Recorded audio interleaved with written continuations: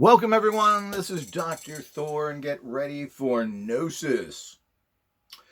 Well, I was approached by a Samuel Chong to discuss the Thiaoouba prophecy. I don't call it prophecy, but it's one man's book about his abduction by extraterrestrials. And there has to be a lot of preview information given here. And I have a huge background in this and was the head of the Earth Protectorate and the hostile alien resistance movements for many years, and actually had contacts with certain ETs, and was even given technologies and made anti-abduction tools, etc. So I have a real practical background and really know what's going on. Now, I'm always amazed the hopelessness of the society when you look at interviews of people and their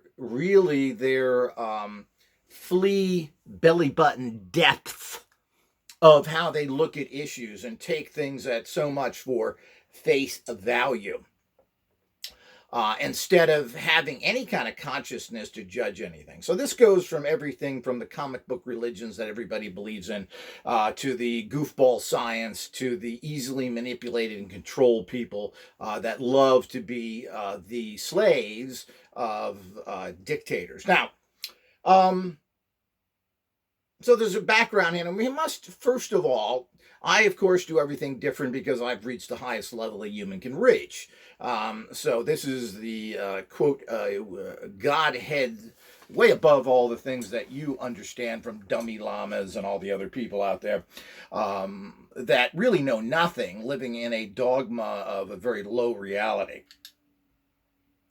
So coming from this point of view, when people approach me, I always figured, well, this is happening for a reason, and I should investigate this, and I take it as a clue to trigger in my consciousness what's going on, and then get involved in it. So when I was contacted by this person, I decided, of course, based on a book that is being sold out there, so there's a profit motive here. I don't believe that Samuel Chong is making any money directly from this.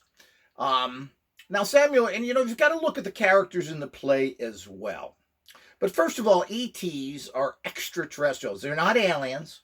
When you use that term alien, there's always a problem, because what is that? Is that a Mexican who came over here?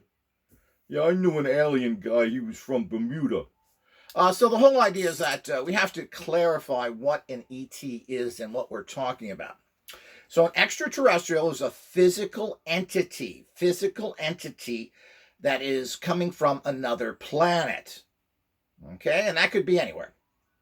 They are not dimensional. They are not spirits or anything else. If we get into dimensions and spirits, the whole game has changed, and almost it's an endless, because dimensions are endless, so we're told by scientists. And if we get into spirits and everything else, the game changes. So we're talking about physical entities that come here. Now, his experience claims that he went dimensional. That's how he was claimed to be abducted. But they were physical entities that took him on ships and everything else as well when he got to the promised land of their planet. Now, I'm not going to get into the discussions of whether this is real or not. These kind of things cannot be proven one way or another. This is a person's personal experience, whether it's whatever it is, whether it's fictional or not, is not important. I want to deal with the facts that this particular information offers. Now, the facts are what's important. How you come to the facts and what the comic book story around it is unimportant to me. You can look at the actual documents and do they have value? And of course, you do this particularly with so-called religious documents. None of it can be proved. It's all very mythical. Does it have any value? So what does the information itself offer you? It really doesn't matter if some sort of God lived, if there really was a Jesus or a Moses or anything else. That doesn't matter. What was the information, knowledge, or whatever was brought from that particular entity or being? That's what really counts. What is that? The rest of it is just a bunch of trappings that have little or no value. What did they look like? Was it this? Was it that? What is the historical stuff there? People want to have something proved to them which can't be proven. None of these documents can be proven whatsoever, whether it's biblical stuff or whether it's extraterrestrial, or for that matter, what your physicist tells you that he claims he proved in the school of Dumbademia. So none of it. That's the kind of world we live in, and we have people that interpret things in their own reality. So we have to also understand this guy decided that this triggered something in him, and the kicker will be, listen to the end of all this stuff, because you're going to get the big kicker at the end of what is really going on here and what is motivating Samuel Chong. So, but he found this as something that triggered him. He read this book, being a kind of young and naive Chinese person. We have to look at where people come from as well. You know, people have perspectives. The Chinese, like the Latins, like the French, tend to be very childish and very mystical in their beliefs, like the Indians as well. The Indians may be fantastic computer programmers and are able to comprehend and use and learn how to write computer programs, but when it comes to anything else in life, they have a serious problem. In terms of the fact that they are steeped in mysticism. And this mysticism can be interesting and helpful if it's taken in that way, but most people are taking things literally, like your scientists literally take their bogus science. So all of this is part of the bigger picture of what's going on. So who is this guy? Well, apparently he emigrated from China, whatever the instances here. I'm guessing he's in his late 20s, and that's important as well. Because when this guy was abducted, I don't think he was even alive. Now, whatever this abduction is, and there's a huge amount of literature on all this stuff that is really comes down to a few things which I'll cover as well. I'm going to take some time on this and make several parts of this because I think it's important. And I recently covered the Bledsoe incident, which seems to be verified as dimensional, I believe, demonic entities that the Bledsoes are connected with their government buddies that have given those poor people a bunch of lies, the usual criminal people that go out to extraterrestrial contactees. John Alexander, ex-retired CIA goofball who can't get rid of this guy. Fortunately, he's old enough that hopefully he won't be around that much longer. And of course, the little NASA boys show up that want to steal everything, make money from it, and of course, feed you with garbage. And who knew that NASA was investigating UFOs and sending people out there and had a whole division? Of course, NASA is really just a division of the military. With a dubious background, started by Nazis who made bad rockets. Ooh, maybe that's why our rockets don't work today. Russian rockets work. They kicked the Nazis out. Well, let's not diverse. So the whole idea is, the author, Michel Desmarquet, who is a Frenchman, I'm assuming he's a Frenchman from France and not Canada, and so we have to take that in mind. And what is a Frenchman? A Frenchman is basically a devout Catholic, grows up in Catholicism, and the French in general are kind of a bizarre group of people. And like everybody else in the world, there's good and bad everything. We have Jacques Voulet, the other UFO man who decided to get into bed and be bought off by John Alexander, the CIA agent, who come up with the biggest bunch of poo you could ever get into UFO studies, who's, again, given a lot of credit. But let's not diverse into him. But he is another Frenchman, and we have to understand that I'm not sure of the analytical capacities of some of these people and how they approach things. And what you come from is how you interpret things. And it's sad, unless you've been able to get rid of these brainwashing that you've had during your youth and past that, which very few people can. It's also in your DNA. So the whole you think the way your DNA tells you to think, and how that is further reaffirmed in your life by the bogus people that you have in your life, your parents, your teachers, your educators, who are teaching you everything wrong. So you have to understand where the information is coming from. So this guy, then of course, he is an author who has written many books. Good, bad. This runs into the Whitley Strieber, the guy who wrote the Communion book and many others, who originally started out writing science fiction books. He wrote a famous book and movie, which was a good movie, was The Howling. People turned into werewolves. Was a really fun movie that was made. And of course, Communion, where he talks about his abduction experiences in Upper New York State. But I don't want to get into that. I've talked about him somewhat already, and you can look through my channel here to find information on Whitley Strieber, who is really shy of a complete deck by probably half, but that's another issue. So this Frenchman, of course, had moved to Australia, was living in Australia, and it was in 1997, I believe. Don't hold me to the exact dates, but this was before the turn of this century. So he was living in barbecue land with the Bruce, and he was abducted. Now, as I said, I'm not going to get into whether this is real or not. It's unimportant. I don't care what's real, what has come from it. And I'm not sure what real means. Real is something that's practical and you get information from that is valuable to you personally, your society, and the world in general. That's what we call wisdom. And he was taken by these, which are basically creatures. And of course, it's always the same thing. I mean, you got to remember at the time that this book was written in the late 90s, and his experiences, I believe, were in the early 90s, all the UFO books that are written and all the UFO inductees had the same story, and he has the same story as well. They take them up in ships, they show them the world being destroyed by wars and particularly ecological problems because we've destroyed the Earth. And the Earth is dead, people. The Earth itself will not die, but life on it will be slowly be extinguished as it is already happening. Take care of your planet, and we're not really sure why they want this. It appears that they want us to take care of the planet so they can take it over. So the whole idea is that it's the same rhetoric garbage you get all the time. And what do these great powerful ETs do to help all this? Nothing! They give you a lollipop, a stick of gum, and they go on your way. And you never hear from them again. This is the great involvement.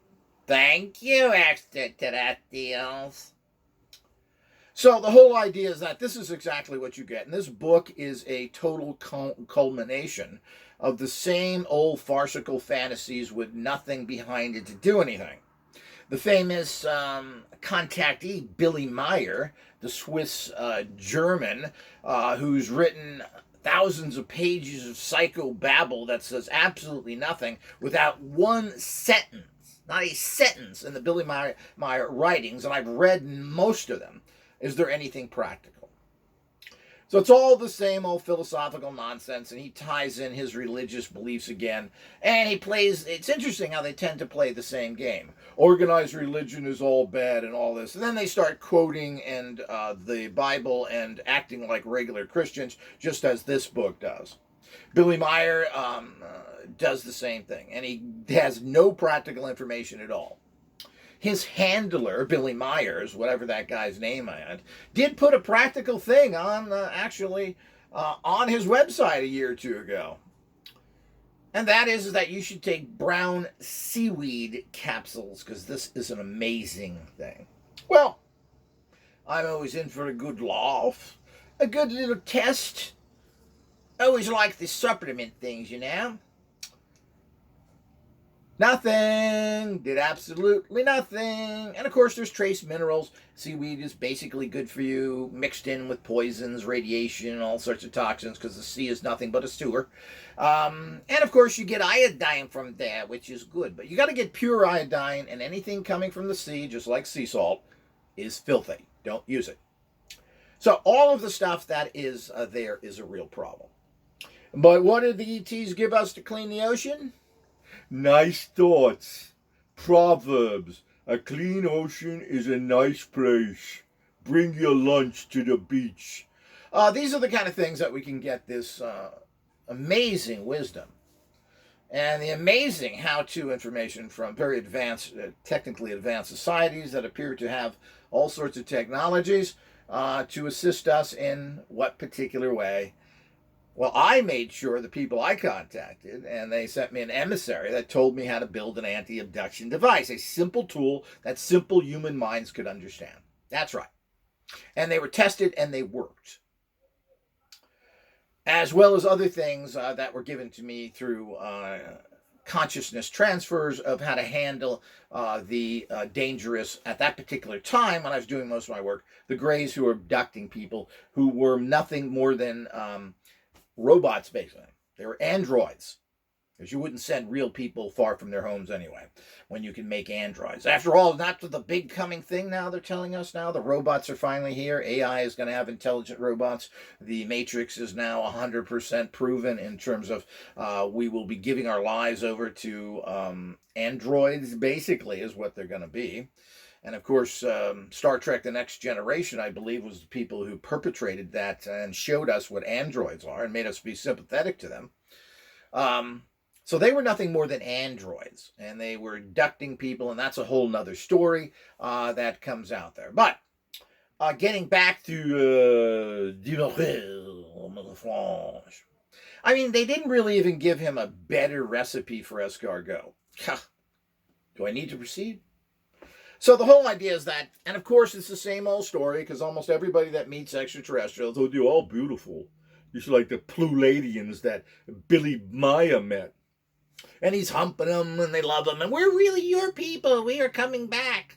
We left Earth, and now we're coming back to give this tiny midget one-armed guy living in the butthole of the world, speaking the worst language you could possibly speak, they're going to give. And of course, they never gave him anything. He never got a clear shot. He never really got anything. He shows, recent years, a little ray gun that looks like something right out of Star Trek, but doesn't show it in operation or anything else. So he's another very contrived person who is putting facts, images together that are compelling on one end and ridiculous in another.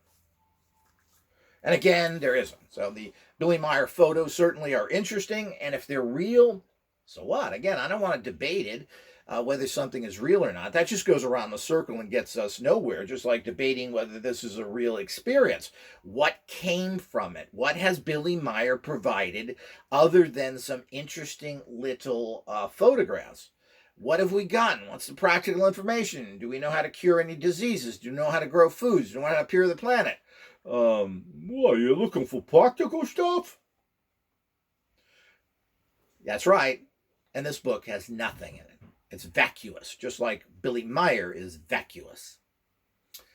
We're not going to get anywhere in the world if we live in fantasies and we allow pseudo-intellectual, I believe, negative extraterrestrial races, which I think come here just to play, feed us with garbage that doesn't do anything for our society.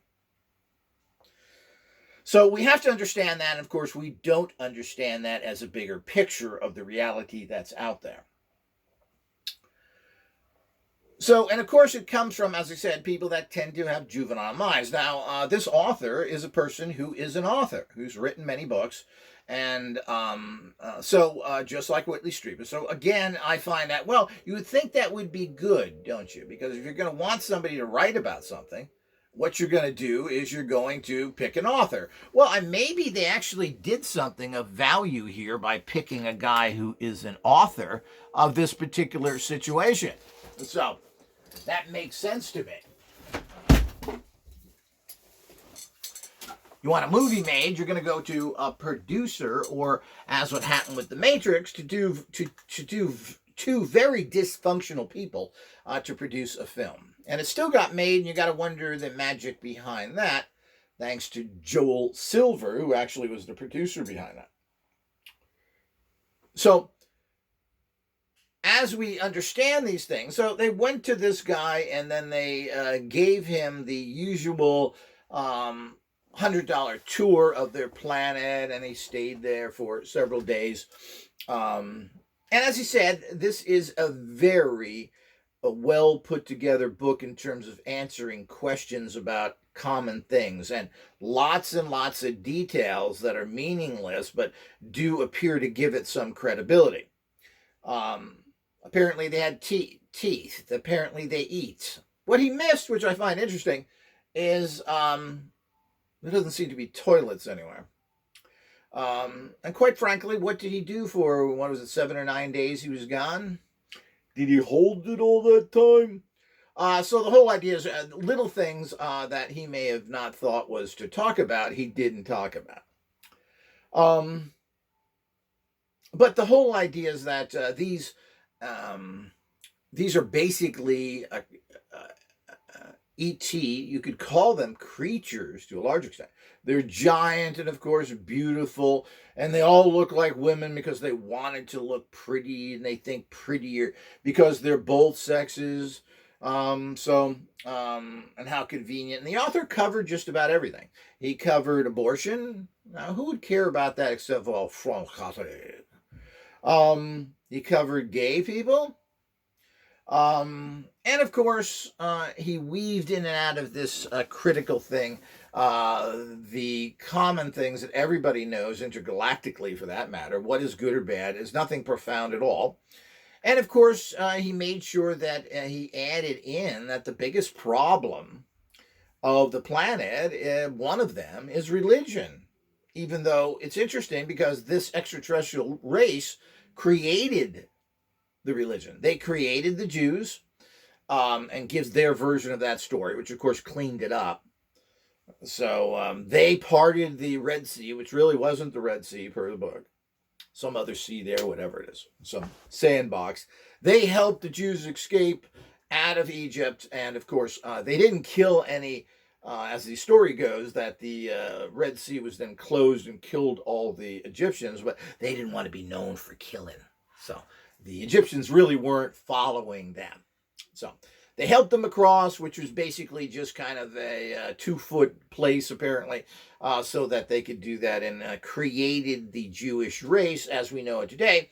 And they also, of course, created Jesus, which, of course, they created the Jews that then would go kill Jesus. Isn't that interesting? And they got their little spin on that so that you can't, so that it doesn't look like a religious document that's stating the same thing that we know. And this is covered in the book if you're into goofy stories of what that is and blah, blah, blah. It's just a little bit ridiculous. Not a little, lot. So the point is, and we're also talking about this species claims to live forever, has been around for thousands and thousands of years. And you got to remember that the Jewish religion only goes back 4,000 years. Christianity is 2,000. Islam is 1,500. And I believe Buddhism goes back about 4,000 years as well. But let's not get into any of those. Let's not get into Buddhism, which is a little more interesting philosophically. Let's stay where you come from, Frenchman. So the whole idea is that all that was glossed over and not covered. So it's, again, when people come up with the same old stories, and as I said, this was very carefully crafted. So he didn't want to repeat the same old stories that we all know. So to make it sound more credible, he changed, as I said, these stories around. The real story of Jesus, and, and the real story of the Jews, and all the stuff that goes there, so that he can talk about it, but gives you a reference point, but makes you think, oh, that's the real story, not the garbage we are given here. But, when you have no new information, when you don't have any new philosophies, when you're going back and telling this Earth being nothing more than the same old stories that everybody has heard for hundreds and actually thousands of years, you have to really watch it. You have to also watch when people are giving you details that are fascinating but worthless. And, of course, he covers in the book why he has no proof, why he was not given any abilities. But he wasn't given abilities when he was on this planet. Thiaoouba. He had abilities there, as horrible as they were. He tries to, because remember, this was written in the 90s when people didn't know that much. He tries to explain the energetic bodies and everything else, which is not new. Remember, the 90s and everything else were flooded with New Age literature that you could figure out what the etheric and other bodies were, what the chakras were, color energies, and all the stuff that he covers. Not a single one of these is anything special, new, or different. And while this Samuel Chong guy seems to be very interested in the etheric bodies and the flow of energy, he seems to have missed the fact that his entire society, the Chinese people, have already figured this out for thousands of years and have defined it. But apparently he doesn't want to read those books and get the real good information. He wants to get some fluffy nonsense done by 7-foot freaky creatures. So all of this is something we really have to look at in a serious manner. So there's not a single revelation in this entire thing. It talks about all the stuff that we now, for the last 30 or 40 years, are inundated with and can find it everywhere. And there are books written on these things constantly, which have nothing to do with any kind of extraterrestrial information, because there's nothing new here. There's nothing about it. This alien culture thought that looking at the auras and being able to see them was the greatest thing since sliced bread. Yeah, in 1990 that was. But certainly if these are creatures that have lived thousands of years, that's the best they can do. So supposedly they gave the author the ability to see auras, but not to understand them. Huh? Yeah, that's right. And this will come up prominent as I give you the other facts of the book here, which is the whole idea that then they taught him how to fly, how to levitate, because you need to do that on their planet, because they don't have Uber yet. So the whole idea is that all of those things these were some abilities, but the bottom line is that while they're able to have him, they were unable to teach him what the auras meant. I guess the author was too stupid to do that, or couldn't remember it, or they couldn't take a few minutes to teach him what it is. So you're just seeing something there popping in your face. Look at the colors. It looks like a bag of Skittles. So the whole idea is that we have these things that we have to understand. And what else did they give them? Anything else? No. Well, let's get their others. This is because you covered everything in this typical French Catholic way. What about homosexuals? Well, of course the aliens were against that. They should be counseled. And of course, as a good Frenchman, what about the butching? Our Pope says his bond. And yes, well, of course. And of course, we're going to get something new from them. And of course, I don't know what apparently they live, and they're immortals. So there ain't much humping or birthing going on. So the bottom line is that this is the reality of it all. So that's bad. Well, of course it's bad. Does anybody think that that's good? So, wait, we're getting to more profound stuff. I mean, this is really profound. So they covered that. They also covered, which, as I said, this is what I mean by a very connivingly put together book. You can see that he's deliberately answering what everybody would ask him. They refused to give him anything to take back that could prove different, like a medal or something else. Now, this is in some cases had been provided by people. Supposedly, some of this happened with Billy Meyer, and of course, the chunk of metal was lost, and other things. And of course, everything is always debated, but what isn't debated?